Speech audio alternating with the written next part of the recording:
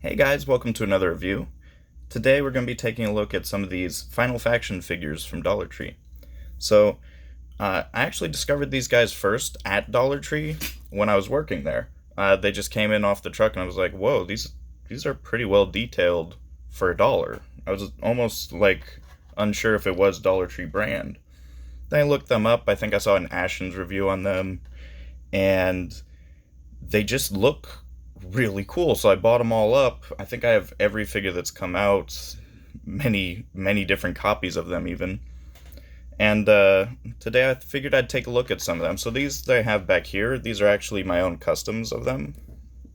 I wanted to show these off just because it gives the idea of why I think this line is worthy of collecting. So the basic figures as they are, they don't have a whole lot of details painted, but they have really good sculpt work. Like as you can see on here, there's a lot of detail that once you add like a quick wash or something really pops out. Like you can see some depth in all of this. For this figure, I went for kind of a Night Force version, dark black, metallic wash, some grays thrown in there, and I think this looks amazing. The weapons that are on the side here, these are all detachable. And then these are all the base figure. You can see the base figure under here with their kits on. So this is Ruck, that's Steadfast, and they look amazing. They would make for great futuristic army builders, anything like that. Like these guys have a very strong power loader look. And they are in G.I. Joe scale too. Let me grab a Joe here. Got Duke.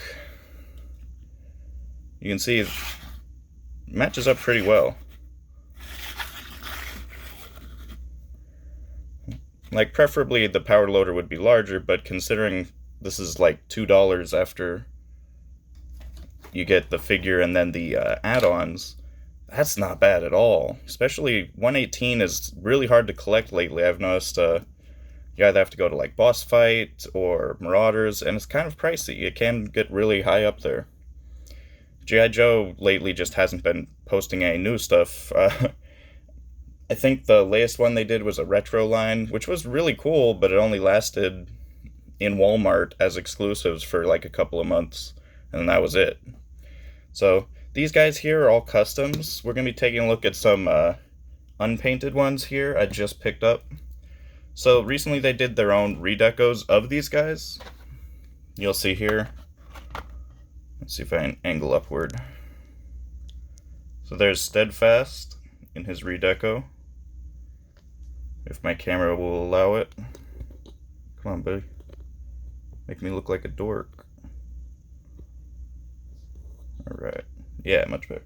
Alright, so we got Steadfast. I decided to get one of the enemy, the Karn, because their deco is amazing. I actually really dig that. I meant army build that color a little more than the other one that came out. And we have Ruck here. So for the heroes, they did a black and gold theme. And then for the Karn, they did a jet black with like neon green look.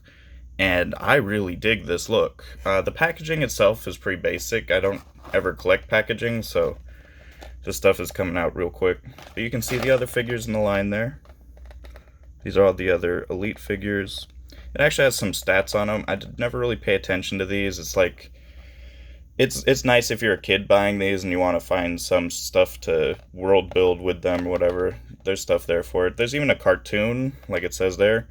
It's very cheesy. I don't really care for it, but I just go for the figures themselves and then customize them. So we're going to rip Ruck out here, take a look. I haven't seen if they did any of the armor packs for these guys. It would be really cool if we had them in just jet black and gold armor packs, but as far as I know, it's just capping off with these guys. Alright, so up here we have Ruck. I'll toss that backpack on. There you go. And you can see this is a really nice deco. The face is a little meh. That's why normally I keep him under his power armor. But look at all that. It's a really metallic gold too. Shines. Looking fly. And then these are all basic 5 POA figures, but a lot of them do have these ports where you could put different weaponry So like for Ruck here, he comes with this rifle or arm cannon. Hell, I think even the backpack can pop in, so for whatever that's worth. It is like an ammo feeding backpack, so look at that. That's pretty cool. But I prefer that up in his shoulder here. Pop that in there. Pop that back on. We're going to set him aside, and we're going to open up the next one. We're going to go with Steadfast. Alright. And then I picked these guys out because they are my two favorite from the groups. They're the ones that I've been mostly army building, if you will, and or customizing. Mostly because they come with helmets, they come with all sorts of accessories to make them look different. There's a lot of variation. So, for the Steadfast figure, let's get him in here. Nice, look at that. So what I really dig about this guy that I wanted to get him for is this clear arm. It's really rare to see a cheap toy company like this go for different plastic types. Like normally you get clear plastic, the whole thing's clear plastic. If you're going to do gold, everything's gold. This one, it's really varied. It just feels more quality.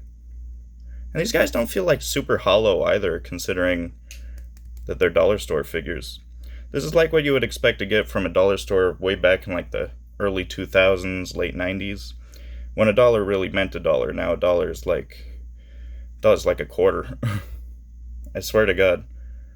The only place I can go to buy stuff for $1 beyond dollar stores is basically just the flea market. So the helmet on this guy looks really cool. Like, that's amazing. I noticed the paint is a little off kilter with the visor, but it kind of creates a shadow effect, so I'm not mad at that. It's a really cool helmet. And under there, we have his Steadfast face, which I guess this is actually the sculptor / one of the creators' likeness, which I didn't know until I joined one of the Facebook groups for the Final Faction toy line. That's pretty cool. And it's a pretty decent head sculpt. I'd prefer his head over that one. You can see the eyes are actually decent looking. I don't know what this black scuff is. That's probably from the helmet. The beard's pretty well lined up. Yeah, I think the details on him landed much better. And I have seen some rucks that are better than others. It's, you can imagine quality control is kind of hit or miss with these guys at times. Especially for cheaper companies, that's very common. I usually collect more expensive stuff like NECA or McFarlane Toys, and even for them, their quality control has always been dog crap. So I think McFarlane is well known for it, even now that they're doing DC stuff. Yeah, it's just been legs popping off left and right, fucking feet falling off, arms. Anywhere there's a joint, it's gonna break. But these guys, pretty solid. Quality control, you know, not the worst. So let's set him down here. Really dig the redeco on these guys. I don't know if you've seen the original look for them, but I actually don't have any of the normal ones around here, just my repaints.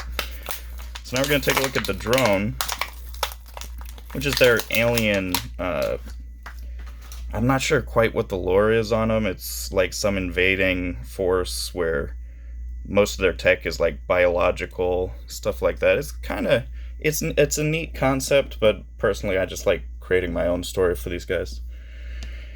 Alright, now we can see the drone here. Get him in focus. Look at that.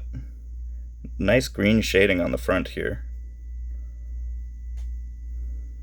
I feel like if we did more of a green wash all over, it would look a little better, because you can see there's a lot of wrinkles, folds, a lot of detail that gets kind of skimmed over or missed. Probably redo his eyes a little. We got these glaring red bulbs. Yeah, but this is a really cool enemy faction to have go up against him. You can see he's a little shorter than the regular figures, so this is like the little grunt figure, if you will. It's the common, constantly come across bad guy. And then there's the larger ones, there's little turret ones, it varies like greatly. And his weapon, I don't really care for. It is neon green, but it's like, I don't know. Like the metallic gold looks like a weapon that could exist. It would be impractical, but it's decent looking. It's realistic. You can understand where that's coming from. Even this being a biological weapon, if you will, or something, it doesn't quite look realistic in my opinion. If it were a metallic color, I could see it. It's kind of got like a halo vibe. But yeah, it just looks like a toy gun, which, you know, it is a toy. Maybe I'd do like a black wash on it, make it look like it is organic, but just give it something to make it look more worn. Right now it just looks kind of funky. And they're all 5 points of articulation. I've seen some cool customizations of these guys too. I've done a few myself, but one is where you take the back legs, or the bottom legs here, and you swap them out with the arms, so that he's got like arms down here and legs up here. It makes him shorter, but like really freaky looking. Alright, so let's set him up here. And these are our 3 guys right here. So these are the, do they call them Gold Edition? Oh, Elite Edition, and then these are the Venom Edition for the little guys here. And unfortunately, I think this is going to be the last series from this toy line. They've had probably like 2, 3, maybe 4 lines, or waves, if you will. And they've all been really good. A lot of different characters, designs, cool concepts. But I've heard there's been a lot of weird behind-the-scenes stuff going on, and it just seems like it's probably going to end here, and they're going to start up a different, similar-ish toy line. I've heard it's going to be more fantasy, old-timey, like D&D style, Dungeons and Dragons, which could be cool too. But I wish we had more of these sci-fi guys coming out. As far as I know, this will be the last, though. Really cool figures. I'd recommend picking them up, obviously. Look at that. And again, they make for great background guys. Let me throw in another custom here. I went for kind of a Warhammer orc here. Dang.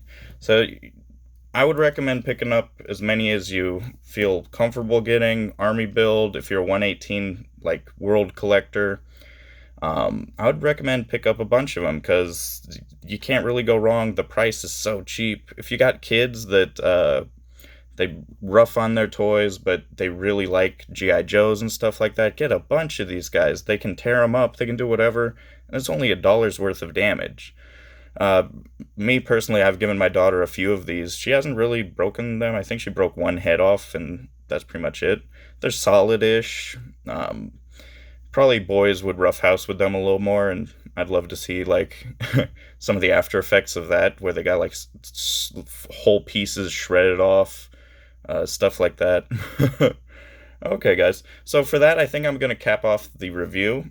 Let me know what you guys think of the Final Faction figures. Personally, I hope we get more. I really do. I doubt we will. But I'll see you guys in the next review. Bye.